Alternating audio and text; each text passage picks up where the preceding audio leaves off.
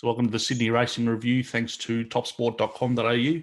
Saturday we had the Hawkesbury Gold Cup meeting. It was actually held at Rosehill this year due to the regional racing that we're doing at the moment. And to discuss the meeting, I'm joined by pro punter Mark Rhoden. How are you, Mark? Very well indeed, Mark. Thank you. So as I said, Hawkesbury Cup, but held at Rosehill this year. How did the day go overall for you? How did you see it? A few of the winners were there to be found. I messed it up a little bit. I probably had too many speculative bets in the races I was less confident about. Although going through it today, there's quite a few of them have run well as well. But I did leak a few chips that way and didn't get enough out of the cup in particular, which I was quite confident about. Yeah, okay. So do you think you rated them well and maybe the betting wasn't quite there? Or Yeah, got a couple of maps, or got scared off by a couple of maps where it probably cost me winners as well. But the form wasn't far away. No, it wasn't far away. All right. Well, and just quickly, we talked about the track on Friday. Started on a good 4 and it was upgraded to a good 3. Seemed to play all right throughout the day. What did you think? Yeah, I thought it played really well, actually. Just shows the benefit of getting a run of good weather into a meeting. Rosehill was, slaughtered during its carnival time back in March. Copped a hell of a lot of rain and was really ploughed up by the end of that 3-week run. And yet, just on a month later, 4 weeks later, a bit of rest and recuperation, and it's played really, really well. Good track, true rail, not much wind. You'd hope you wouldn't be getting biases under those conditions, and we didn't. Managed to trick the weather gods into thinking the Sydney Carnival was finished. Yeah, that's right. All right, we'll jump into it. Just have a look by race. So race 1 was the 2-year-olds over the 1400, the Clarendon Stakes. Safiano for Waller at $5 SP. Narrowly from Formentera and the favourite Rock My Wand. Yeah, pretty average bunch of 2-year-olds these, I think. The ones that have been stepped up to 1400, probably the B and C graders. I wasn't really interested in the race. I had Rock My Wand as top pick, but a bit longer than the market. Also, she was going wet to dry. Most of them were going wet to dry, in fact, which put me off as well. The winner was well found, got the right run and just got there, but this race hasn't rated very well with me at all. You can see on my sheet over here that this race is rated many, many lengths lower than the rest of the races on the card, which is in some way to be expected for the 2-year-olds, but in this case it's even more marked than usual. I don't think there's a hell of a lot to be taken from this race. No worries. We'll move straight on to race 2, which was the Kokoda Benchmark 78 over 2,000. Welsh Legend, Waller again at $5.50 favourite, so it was quite wide open from Law Me In and Yonkers. You had a couple of bets here. I think you were keen on Loves to Rock. I backed Loves to Rock, and it was $13 in the morning and started 6, so we were and shorter on every tote as it happens too. So we're on the right side of the market move there, but she just wasn't able to cut the class rise. It's a pretty good example of what a class rise does to horses. She'd been dominating weaker fields at the provincials, never out of her comfort zone. There was a bit of pace on in this race, very aggressive rides on the winner, and the original leader, the Ruffy, Mandel and Tappet, ran them along, and then Welsh Legend picked up the baton at about the 500. So the speed was on all the way, and Loves to Rock, was just taken out of her comfort zone for the first time and didn't measure up. High Opinion was the other one. He had a good run, but I expected more from him, actually. He was quite well backed at longer odds too. A bit annoyed about this because originally I was certainly going to at least save on Welsh Legend. There were a couple in the market I really didn't like. Yonkers was one. Shadow Flight was another.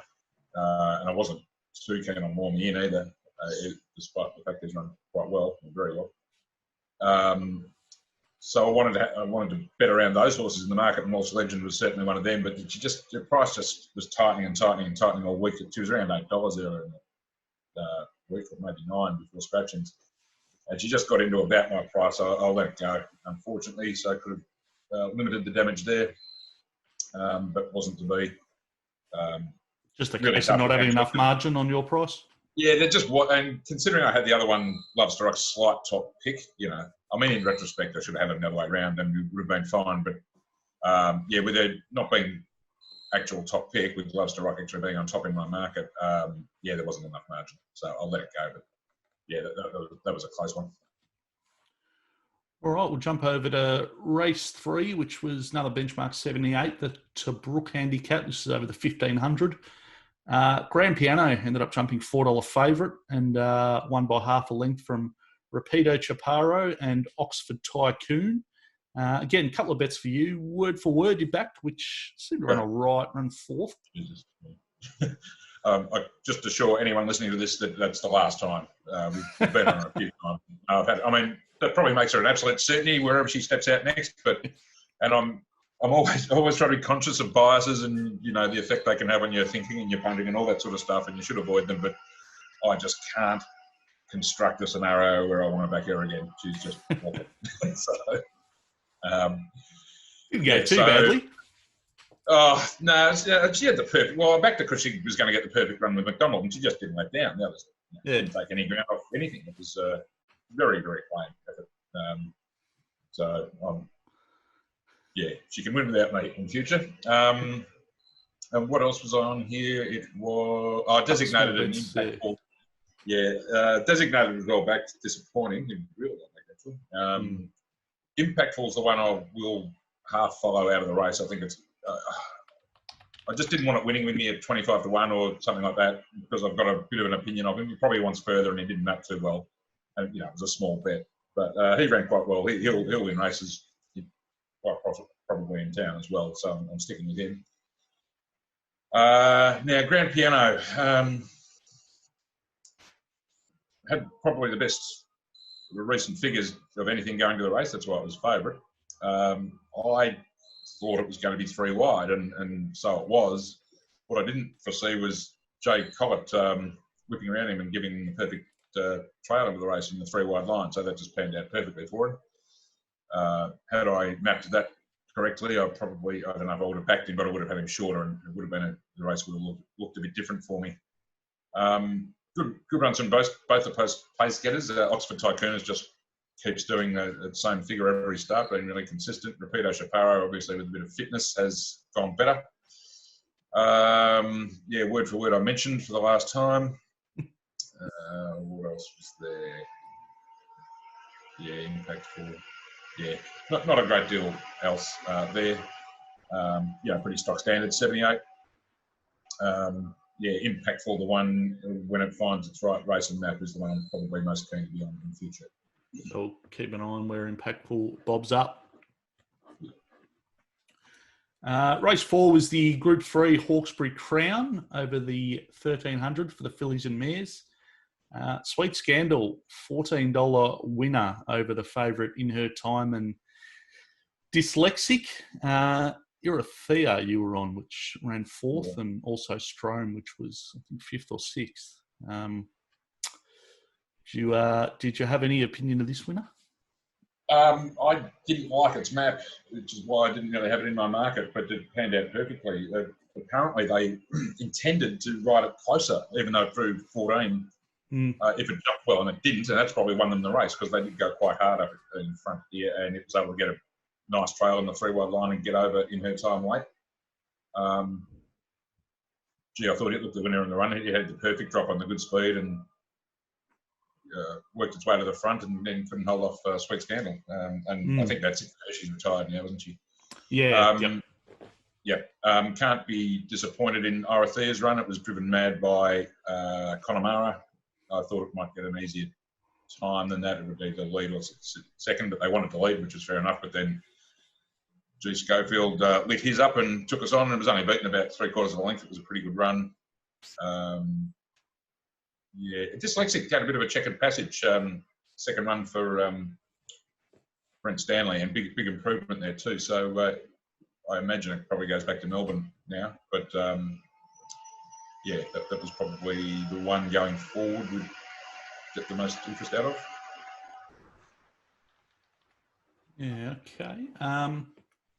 Race 6 was the sprint, the Gold Rush over 1,100 metres.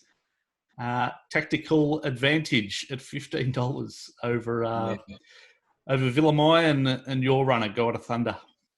Yeah, he's run really well, God of Thunder. He was a really good bet at the price. He's fallen just short.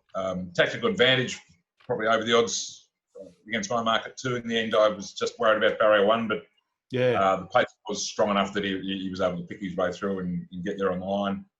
Villamai, perfect Rosehill 1100 metre horse on pacer.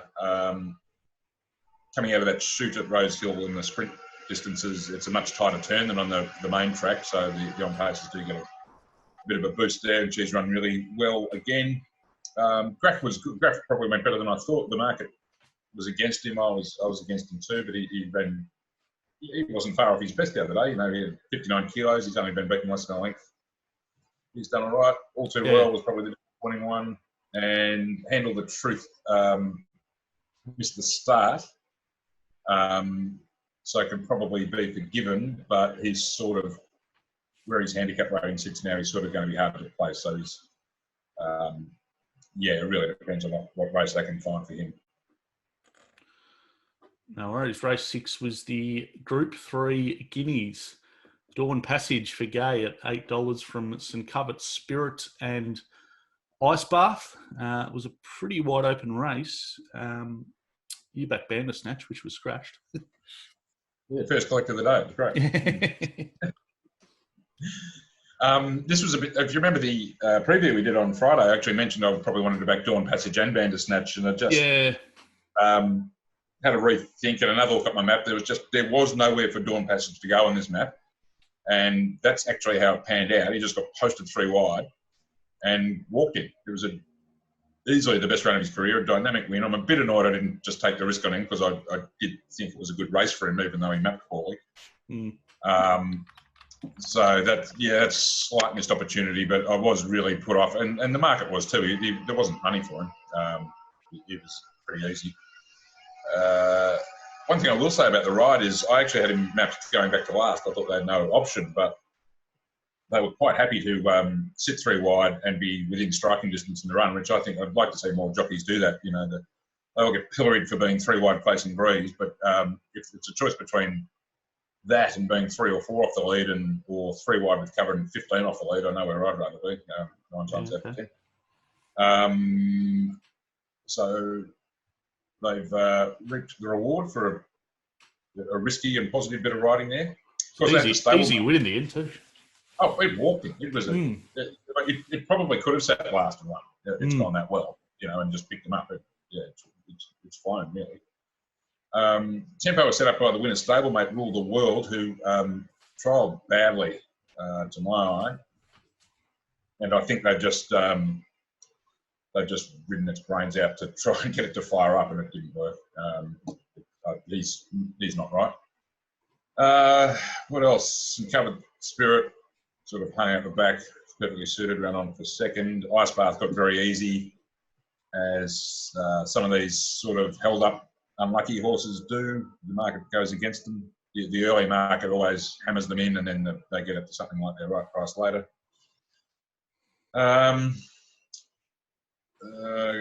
Not much else to see here. No. Dawn Passage was coming out of the best races, and he's gone to a new level and really performed well. No worries. Race 7 was the Cup, the Group 3 over 1,500.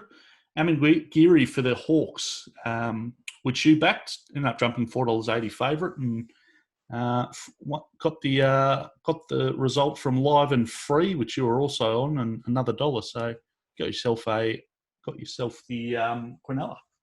Yeah, got $15 out on Super Tab too. That was nice.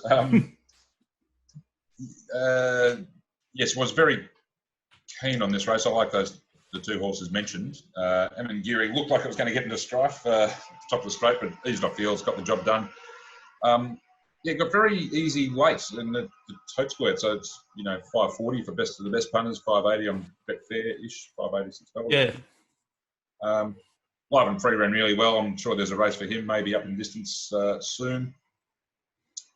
Another $1 back to her best as well. Archidemus, I thought it trialled poorly. It did nothing last prep, but they just backed it and backed it and backed it. And it's run okay. It's run a lot better than I thought it would. I marked it $70 or something. I just had it totally out of my market. I missed it completely. And It's run a lot better than I thought it would, but fortunately for us, not well enough. The one you might want to follow here is Girl Tuesday, who was following him and Geary up the fence, and then Nash tried to pick his way through, didn't really ever get a crack at them, and would have been right in the finish, I think, with Gear running. Okay. So she's obviously come back well, and there'll be a race for her soon, no doubt. Good stuff. And the last of the day was another benchmark 78 over the 1300. $26 shot, Oakfield Missile. Got the win from your bet, True Detective and Soldier of Love. Less said about this race, the better. Yeah, don't really want to go into it. Just ticked all the boxes. Ticked all the boxes. True Detective for me. Great jockey change, great map, down class, everything.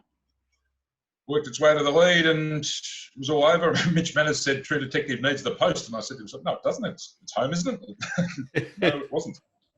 He'd seen the other one coming. He was spot on there. Because they dived into True Detective too. There was plenty of money for it. No, and that was massive, wasn't it? Yeah, real off the map. And I mean, he probably got into his right price late, but the early price, and even best of the best, was backable, which spent $293 or something. But no result. Oakfield Missiles put in a career peak performance. Been scratched a few times recently. They decided to pick the hardest assignment they could find, and they've got the money. I mean, if they'd left it at home, it wouldn't have made any difference to True Detective's price, and it would have won by a length. But no point dwelling on that. It was a good bet at the price, and he's all but won.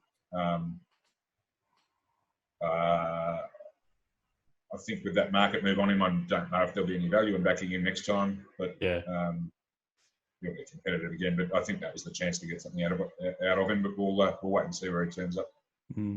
As a form analyst and a punter, as you said, it's disappointing, but probably a bit of a lesson. You've got to be reasonably happy with the way you approached it. I was happy with that race. I was happy with most of them. I was happy. Guide of Thunder's run really well and gone close at $14, and Orothea's run as well as she could and just been taken on and fallen slightly short. The ones I'd mark myself down on, probably Welsh Legend was a bit of a miss. Dawn Passage, arguably a miss. Possibly Tactical Advantage, and probably shouldn't have been betting in the Grand Piano race. So, the pluses and minuses. And, if the race was 1 metre shorter, we end up with a winning day with True Detective. So, not an ideal result, but I wasn't too unhappy with the way I approached it, and we went far away. No worries. All right. Well, how does this week look for you in terms of meetings? Kembla tomorrow, which is it's a pretty standard sort of Kembla meeting, but there looks like there might be a couple of bets there. I'm interested in. Then we're back to Warwick Farm Wednesday and Wyong on Thursday, and we've got a Kensington Saturday coming up. So good Tuesday, Wednesday, Thursday midweek racing, and then back into the weekend. Good stuff. 4 meetings coming up. All right. Well, we'll catch up on Friday and, have a chat about Kensington as we head into Saturday. Excellent. No worries. We'll talk to you then.